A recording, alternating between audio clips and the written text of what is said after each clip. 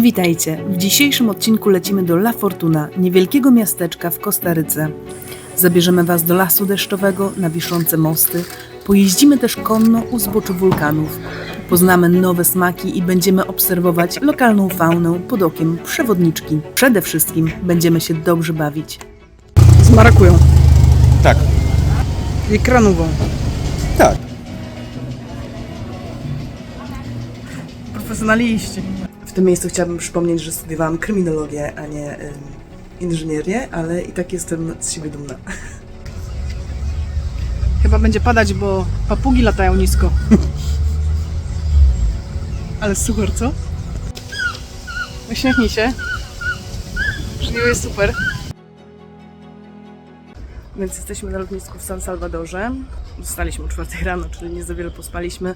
Lot mamy o 9, ale dobrze, że przyjechaliśmy z takim wyprzedzeniem. Okazuje się, że no tak jak czytaliśmy, ale nie wiedzieliśmy, czy to będą sprawdzać, czy nie, że linie lotniczej Kostaryka wymaga, abyśmy mieli lot wylotowy. W sensie, żeby przylecieć do Kostaryki, musimy udowodnić, że ją opuścimy. Ostatecznie kupiliśmy na spontanie bilet autobusowy. Dzięki uprzejmości, że pani strażniczka udostępniła nam swój internet, dlatego że ten lotniskowy nie za bardzo działał. Dlaczego w ogóle nie lecimy lądem? Dlatego, że w Nikaragui jest zakaz wwożenia dronów i to jest super skomplikowane. Niby mogliby przytrzymać na granicy za jakąś opłatą, a mogą go w ogóle zabrać, a można by było DHL-em wysłać do następnej destynacji, ale gdzie będziemy? Nie wiadomo. Więc stwierdziliśmy, że omijamy Nikaraguę i robimy to, co też spora część podróżników robi, z tego co słyszałam, czyli lecimy samolotem prosto do Kostaryki. Tomek słusznie mówi, że to jest śmieszne lotnisko, bo wysiadasz z niego i od razu pod drzewko mango.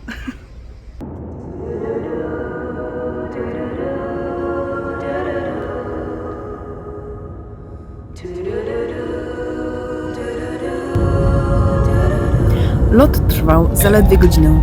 Trochę turbulencji, ale szczęśliwie wylądowaliśmy w Kostaryce. Z lotniska wsiedliśmy w busa, a po około 2 godzinach dojechaliśmy do La Fortuna.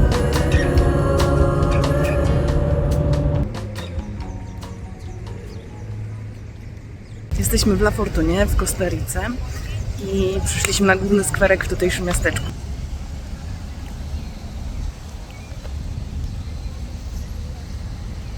La Fortuna po hiszpańsku oznacza szczęście i trafnie nazwano ją ze względu na obfitość atrakcji turystycznych i niezwykle żyzne ziemię. Chociaż istnieje powszechny mit, że miasto otrzymało swoją nazwę ze względu na walkę z erupcjami wulkanu Arenal. Miasto faktycznie otrzymało swoją nazwę przed ostatnim cyklem erupcji i zostało nazwane na cześć żyznych ziem, na których się znajduje. Naukowcy często zaliczają Arenal do pierwszej 10 lub 20 najaktywniejszych wulkanów na świecie. W La Fortunie mieszka coś około 15 000 osób. Miasteczko jest bardzo turystyczne, niewielkie, przyjemne. Jest bardzo uroczy, są tutaj papugi, mieszkają też 2 tukany, więc jest całkiem niezły zwierzyniec. Nie, że się znamy, ale Tomasz ma taką fajną aplikację, gdzie się nagrywały właśnie dźwięki ptaków i ponoć wokół nas są te. Z czym się zgadzam, no widziałam tu pierwszą, drugą, trzecie to wszędzie jest, 4 też było. Red-billed pigeon. No i gołąb też jakiś był. No tak. Tyle atrakcji w zwykłym miejskim ryneczku.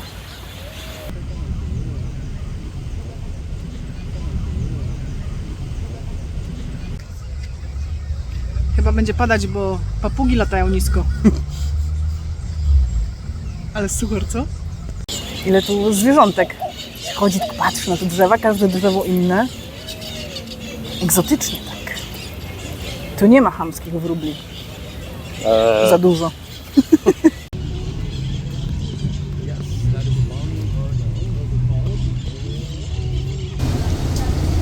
Paszkowiec miękko. Ciernisty. Tak. Z marakują. Tak. I kranową. Tak. Chcesz? Dziękuję. Naprawdę dobra.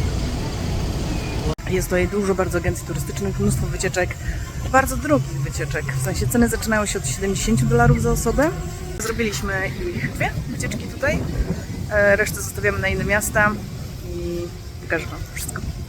Szalenie też podoba mi się ta palma. Pierwszy raz taką widziałam w Belize. Taki wachlarz. A na tym z kolei kościele, tutaj na tej wieży, wczoraj widzieliśmy 2 sępy suszące skrzydła po deszczu. No dobrze, jak już mamy zarys miasteczka, to pojedźmy na wycieczkę. Jest 7:20, zaraz ma po nas podjechać van i jedziemy na pierwszą wycieczkę, która to są mosty wiszące. Dzień dobry. Dzień dobry. Busikiem podjechaliśmy do oddalonego pół godziny drogi Mistico, czyli Parku Narodowego. U jego wejścia jest przepiękny widok na wulkan Arenal. Nasza przewodniczka, 19-letnia studentka biologii, wprowadziła nas w świat miejscowej fauny i flory. Z pasją opowiadała o pszczołach i tłumaczyła, że lepiej jest jeść miód palcami niż metalową łyżką, bo metal zabija wartości odżywcze miodu. That if you wanna buy medicinal honey, you can buy, of course. But it's better to using your fingers than the metal spoon. Metal spoon kill a lot of properties. That's why when they build a house, building inside of wood.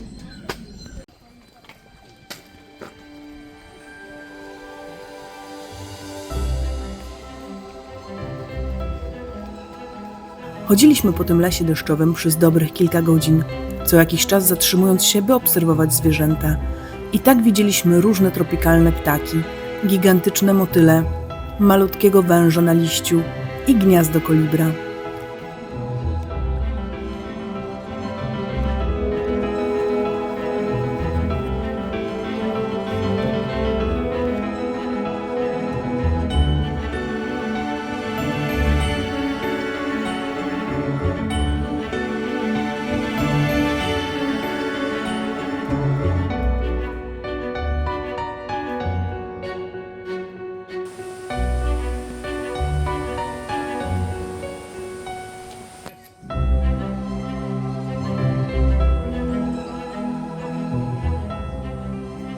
Przyroda była niesamowita.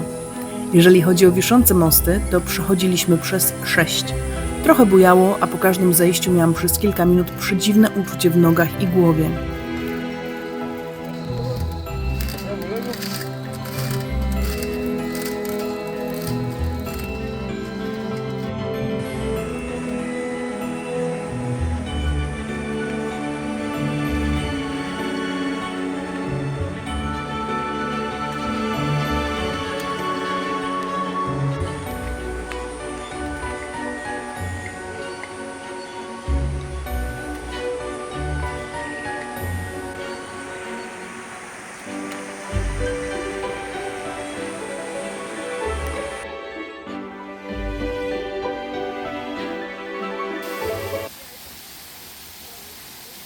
Dotarliśmy też nad mały, uroczy wodospad.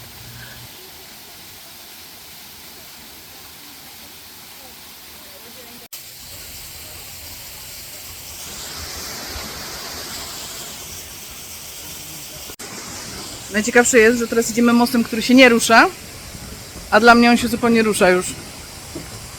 Nie? Przestań spać. Nie śpię. No to zacznij. Powiem Wam szczerze, że to był bardzo fajny spacer, ale polecam jednak bez przewodniczki. Albo, no wiecie, na własną rękę, tylko z własną lornetką. Wracamy do La Fortuny. Przed naszym pokojem jest zbiorowisko krzaków, które wyglądają trochę jak stolice. Nie wiem, co to jest w sumie, ale ma kwiaty i rano ileś razy już mi się udało zaobserwować, że przylatują tu kolibry. Często przylatują do tych kwiatów przed pokojem. To jest nasza ławeczka. No niestety, chyba musicie mi uwierzyć na słowo, że przylatują tu kolibry do tych kwiatów, ponieważ uchwycenie ich i sfilmowanie to jest niełatwa rzecz. Jest trochę burdel, ale to, co chciałam Wam pokazać, to moskitiera nie była na wyposażeniu. Jeździmy z naszą własną moskitierą, którą potem kombinujemy, czyli ten obraz wisiał tam, zdjęłam, zahaczyłam, pyk, pyk, pyk i nie ma to za bardzo gdzie indziej. Tutaj był chyba kiedyś telewizor. Zakupiłam sznurek w supermarkecie, żeby jakoś to przyłączyć. I na takim stelażu pod telewizor. Aha, i jeszcze tutaj jest związane gumką do włosów. Masakra. W tym miejscu chciałabym przypomnieć, że studiowałam kryminologię, a nie inżynierię, ale i tak jestem z siebie dumna.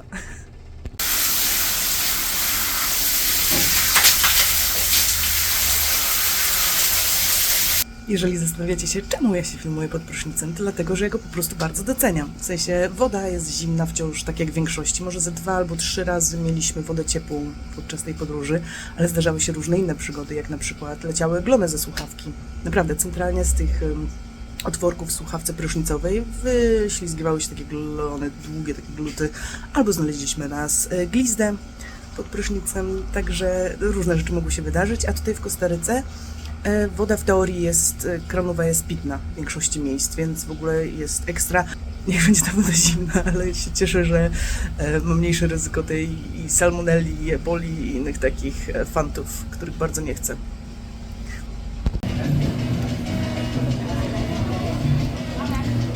Profesjonaliści. Flaszowiec miękko-ciernysty.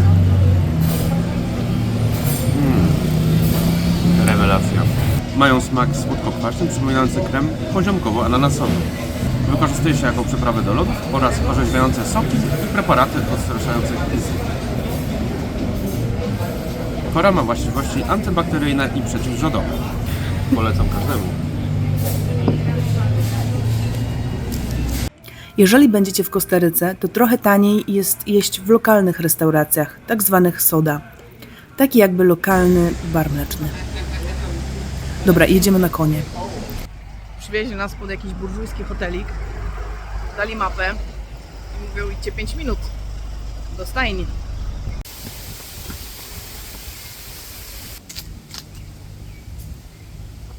Zaczęło padać i trochę się pogubiliśmy, ale spotkaliśmy ładne ptaki i oglądaliśmy dziwne rośliny.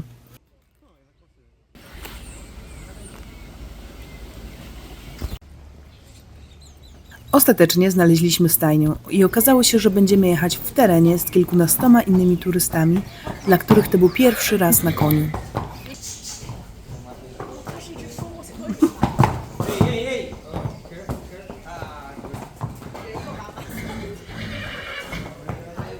O wrażeniach z jazdy jeszcze opowiem, ale pogadajmy o samym stylu jazdy, czyli westernowym. Jest to zupełnie inny styl jazdy niż angielski. Siodła są większe i cięższe, a tym samym wygodniejsze dla jeźdźca. Wodzy z kolei trzyma się jedną ręką, tak aby drugą można było pracować, czyli na przykład rzucać lasso. To, co mnie zachwyciło, to brak wędzideł, które powodują u konia co najmniej dyskomfort. Tutaj konie mają więcej wolności, a komunikacja opiera się na kontakcie wodzy z szyją. Dodam jeszcze tylko, że konie w tej stajni były naprawdę zadbane, powinny jednak być mniejsze grupy i 2 przewodników, ponieważ myślę, że to turyści mogą tym pięknym koniom zrobić krzywdę przez swój brak umiejętności i doświadczenia w obsłudze konia. Szczególnie, gdy jest przydzielony tylko jeden przewodnik, a grupa wielka. And then you go to turn left side, my friends. Only move your arm. So, go there, right? Same. Very easy, guys. Very easy. Guys, they need to keep your balance and your legs right here, okay?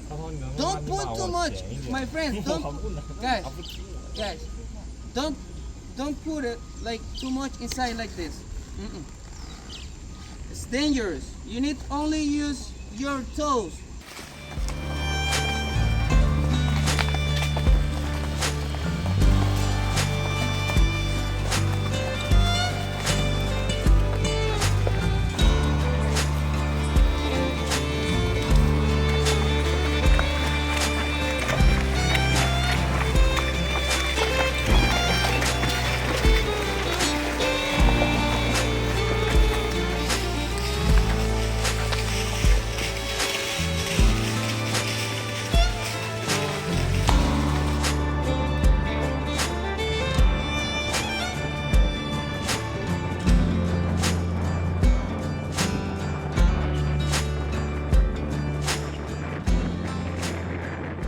Po godzinnej jeździe mieliśmy chwilę przerwy. I co mam zrobić?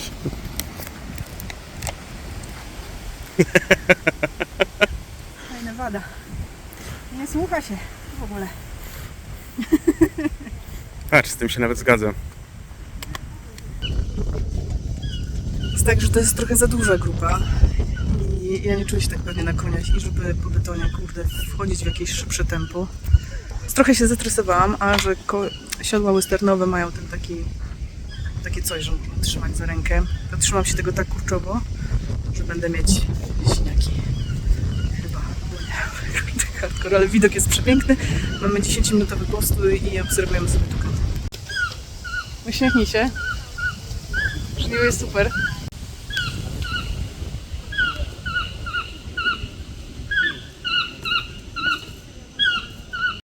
Paula, jak jest?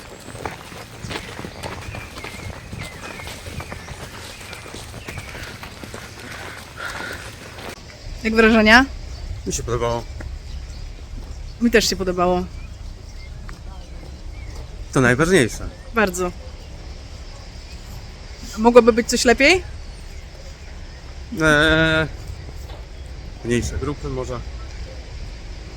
Nie no, prawdą jest, że było sporo ludzi, którzy nie wiedzą, o co chodzi z koniem zupełnie, bardziej niż my nawet, bym powiedziała. Nie słuchali się tego, co... Nie wysłuchali instrukcji, no, więc jakby wszyscy wjeżdżali na siebie w jednej kupie, te konie się ocierają, strzemiona się plączą, kolana się miażdżą. Ludzie wpadają na drzewa. Ludzie tak, wpadają na drzewa, wjeżdżają w krzaki i pff. A w ogóle była nas grupa, nie wiem, 15-20 osób, a przewodnik jechał z tyłu. Nie było nikogo z przodu, więc ktoś narzucał tempo, ktoś tam sobie wymyślał z uczestników, ale nie określałabym, żeby ktokolwiek z nas był profesjonalnym jeźdźcem w tej grupie, więc...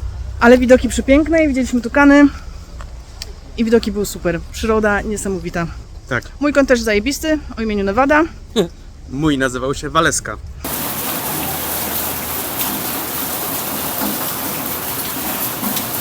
Przewodnik nam opowiadał o zwierzątku z pasją, z radością. My robimy wow! I opowiadamy o tym, że takich u nas nie ma.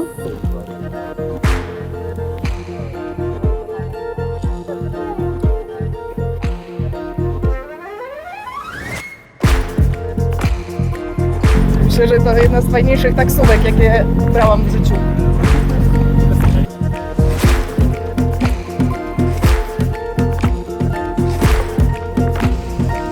Ale nic nie ma gdzieś, jak już tyle zwierząt widzimy na wycieczce do sklepu. Stoi koło ciebie.